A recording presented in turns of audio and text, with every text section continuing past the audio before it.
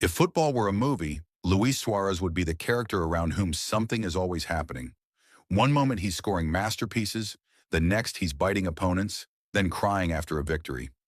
Never boring. He's not the fastest, not the most technical, but on the pitch he's like a hungry beast, the kind that won't let go until he gets what he wants. And you could feel it in every match he played. He had everything: goals, trophies, the love of fans, and at the same time scandals, bans, and millions of haters. Some say he's crazy, others say he just doesn't know how to lose. But one thing is certain: in the entire history of football, there has never been anyone who played with such hunger, such relentless desire. Suarez's story begins far from Europe, in a small Uruguayan town called Salto. A simple neighborhood, dusty streets, worn-out houses, and kids playing football barefoot all day long. His family had almost no money. His father was a worker, his mother cleaned houses, 7 children. The classic story. At 15, he worked as a stadium sweeper just to avoid being kicked out of the team. He washed floors, carried water, collected balls, anything to make sure the coach wouldn't drop him. And it was at that exact moment that she appeared in his life. Sophia. He told his friends, "For her, I'll become someone. For her, I'll go to Europe." At 19, he made his debut for Nacional, and that became his ticket to Europe. Scouts from Groningen noticed him. A few months later, Luis boarded a plane for the first time in his life. In his very first training sessions, he shocked everyone. He could shoot from any position, argue with the coach, storm off the pitch in anger. In short, classic Suarez. But when the match started, he turned into a machine. He scored 13 goals in his first season, pulled the team out of mid-table, and instantly became a fan favorite. And of course, Ajax couldn't ignore him.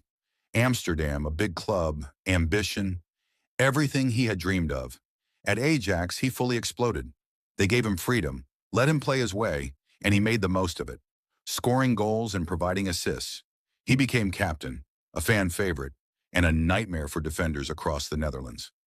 But along with that came the first warning signs. The darker side of Suarez began to emerge.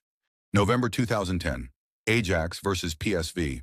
A normal match, tense, physical, a bit heated, and suddenly Luis Suarez loses control. He walks up to Otman Bakal and bites him. Yes, literally bites him. Everyone is in shock. The media goes crazy. Headlines scream, "The Cannibal of Amsterdam." The club fines him. The federation gives him a 7-match ban. But you know what's the most surprising part? The fans still loved him. Because behind all that madness, they didn't see hatred. They saw passion. He simply didn't know how to stop. He lived football 24/7 and sometimes crossed the line. In 4 years at Ajax, he scored 111 goals in 159 matches. After that, it became clear the Netherlands was too small for him. So in the winter of 2011, Liverpool signed Luis Suarez for 26 million euros. For many, it was crazy money. For Suarez, it was a ticket to the next level. When Suarez arrived in England, many thought, just another fiery South American who'll play a bit and disappear. But he turned out to be completely different. In his first 2 seasons, he scored 30 goals.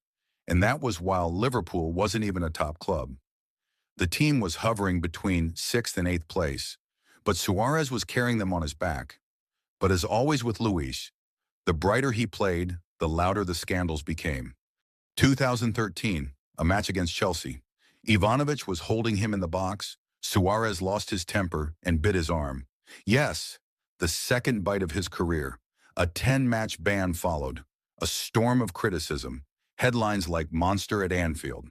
Anyone else might have broken, but not Suarez. He came back and became unstoppable. Season 13 to 14, his peak. 31 goals in 30 matches. Liverpool that season felt like a fairy tale. Gerrard, Sterling, Sturridge, and everything revolved around Suarez. And yes, they were just 2 steps away from the title. And then came that moment. The match against Chelsea. Gerrard slips, Demba scores, Liverpool lose the title, and Suarez is left in tears right there on the pitch. After the season, he got everything. The love of the fans, the golden boot, recognition. But fate seemed to have one more twist prepared for him. A few months later, the World Cup in Brazil. And yes, you already know what comes next. For Suarez, the World Cup was the moment of a lifetime. After a sensational season with Liverpool, he was in the form of his life. An entire nation was waiting for a miracle from him. Before the tournament, he got injured and was at serious risk of missing it altogether. But this is Suarez.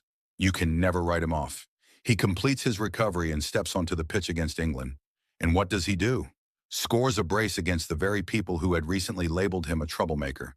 England in shock, Uruguay in ecstasy. And then came the match against Italy. Tension, battles everywhere. A classic knockout game. Suarez makes a run into the box, clashes with Chiellini, and bites him on the shoulder. He simply bites him. The internet explodes once again. Memes, headlines. The cannibal is back. FIFA hands him a ban, 9 international matches in 4 months completely out of football. No playing, no training, no access to stadiums. Everyone thinks that after this, no one will touch him again. Barcelona signed him for 81 million euros, a decision that would change everything. In his first Clásico against Real Madrid, he immediately assisted Neymar. Soon after, he scored against them himself. By the time Suarez fully settled in Barcelona, the trio of Messi, Suarez and Neymar was already functioning like clockwork. They understood each other at a glance, pass, 1-2, goal, and it was almost inevitable. Suarez fit in perfectly, and from there, he only accelerated. In the Champions League against Manchester City, 2 clinical strikes and a 2-1 win. In the quarterfinal against PSG, 2 classic move-aside, I'll-do-it-myself moments, where he simply overpowered David Luiz twice in one game. But the defining match of that season was the Champions League final against Juventus. With the score at 1-1, it was Suarez who was in the right place at the right time, tapping in the rebound after Buffon's save to put Barca ahead. That goal became the turning point, and Barcelona went on to win the treble, La Liga, the Copa del Rey, and the Champions League. In his first full season, Suarez scored 25 goals and provided 20 assists in all competitions. There's something symbolic in that. The same guy who was sent home from the World Cup was now lifting Europe's biggest trophy above his head. Suarez had finally reached the top. After all the scandals, bans, and injuries, he had become a true part of a dream team. After the treble, many expected Barca to cool off, but Suarez was only just getting started. The following season was, without exaggeration, his absolute peak. 59 goals in a single season. Not in the Netherlands, in Spain, against Real Madrid, Atletico, Sevilla, and the rest. He started the season strong, but his true peak came in the spring. In April 2016, Barcelona were on the verge of losing everything. They were knocked out of the Champions League by Atletico and dropped points in La Liga 3 matches in a row. That's when Suarez took matters into his own hands, in the best way possible. And then the madness began. In matchday 34, 4 goals against Deportivo. 3 days later, another 4 against Sporting, then a hat-trick against Granada on the final day, with his 3 goals sealing the title for Barca. It was a true one-man show. He scored 4 hat-tricks that season. Barcelona won La Liga and the Copa del Rey, while Suarez claimed the Golden Boot, the Pichichi Trophy, and the title of the league's top assist provider. He became the first player in 10 years to beat both Messi and Ronaldo in the scoring race. He wasn't just playing alongside Messi, he became his equal. And for any footballer, that's perhaps the greatest achievement of all. But new challenges were still ahead. 2020. Barcelona was changing. The team was being rebuilt, and Suarez was no longer the explosive striker who arrived in 2014. The club decided it was time to part ways. Suarez didn't cry just because he was leaving a club. He was leaving home, leaving the team of his dreams. Messi was there. Neymar was there. Titles, goals, trebles. It was his era. But a new challenge awaited him. Atletico Madrid. Many thought he was finished, too old, past his peak. But Suarez arrived with the same fire as always. In his very first season, he scored crucial goals and carried the team in La Liga. Atletico entered the title race, and Suarez became Simeone's main weapon. All of La Liga watched it like a series. Barca struggled without him, while Atletico suddenly climbed to the top. Luis didn't just score, he decided matches. Winners against Alaves, Getafe, Eibar, Real Sociedad. He carried them when the team was running out of energy, but everything came down to the final stretch. Atletico and Real were neck and neck. Final match day against Valladolid. Atletico were losing 1-0, and then, in the most important moment, Luis Suárez appeared. He intercepted the ball, went through one-on-one, and calmly finished into the corner. Atletico took the lead and became champions of Spain for the first time in 7 years. Suarez scored 21 La Liga goals and won the scoring race. Just over a year ago, he was pushed out of Barcelona, called old, called problematic. Now he had delivered a title to one of the most demanding clubs in Spain. The kid from the streets of Uruguay proved once again, if you have passion and hunger to win, nothing is impossible. After winning La Liga with Atletico, he returned home. Back to Uruguay, back to Nacional. It was symbolic. The boy who once started there came back as a legend. And he delivered. 8 goals in 16 league matches. Standing ovations at every stadium. Suarez showed again.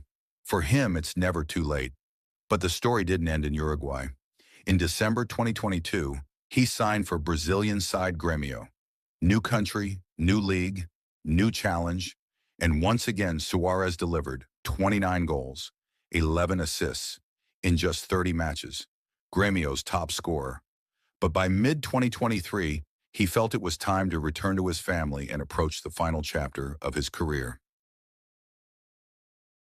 His journey led him to Inter Miami, where he reunited with Lionel Messi, Sergio Busquets, and Jordi Alba. And once again, Suarez showed his character. 20 goals in 27 matches, the leader of the attack and a key factor in the team's MLS regular season success. In September 2024, he officially retired from the Uruguay national team. 143 matches, 69 goals, but his story continues in MLS, where he shares his experience, inspires the next generation, and becomes a role model. Luis Suarez's career is the journey from a street kid to a true legend. He proved that passion, persistence, and love for the game can overcome any obstacle, and that the love of the fans lives on even after the final whistle.